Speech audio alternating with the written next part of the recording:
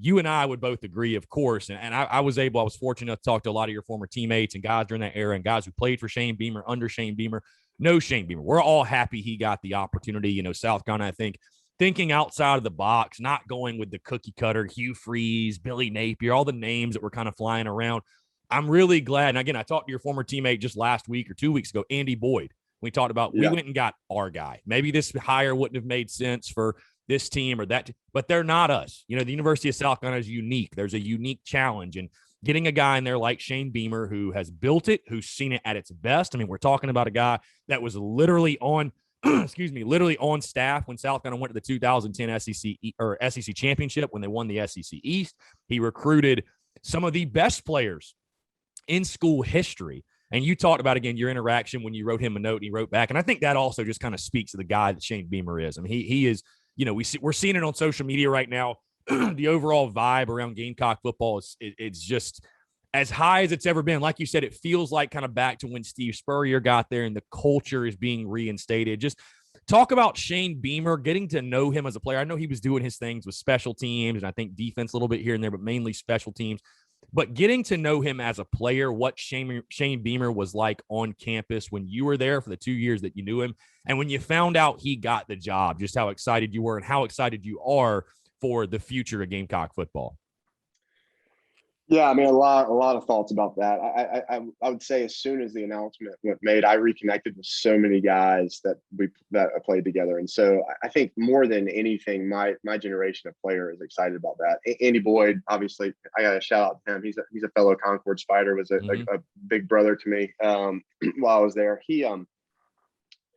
I wrote him a note, and without going into too many details, I thought Shane was one of the few coaches I could hold my head up high when I walked around the facilities back then. I mean, he made me want to play. And you have to realize, most of the time I was with Shane, I was a scout team quarterback, and so I got to deal with him quite a bit, probably more than most of the offensive guys that did. And the way that he got his guys to play, I'm just so encouraged that we're going to have that. And he's going to be able to do that from the head coaching position. I went back and looked at a video of him being announced back in 2007, whatever date that was.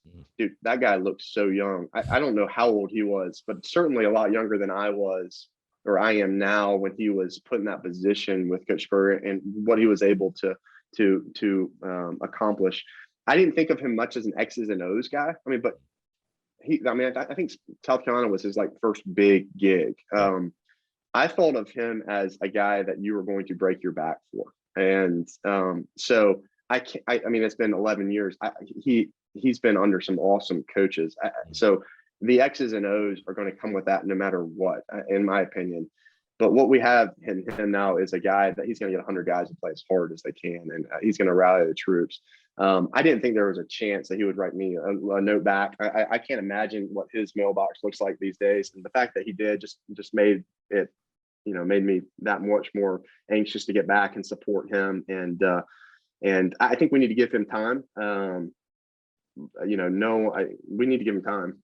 He could have an awesome first year, and that's going to be my expectation. But we need to give him time to reset the culture and get this thing right. And but I think we're moving in the right direction. Couldn't be more thrilled to get back in Williams-Brice and watch a team led by him and check out what he's able to do.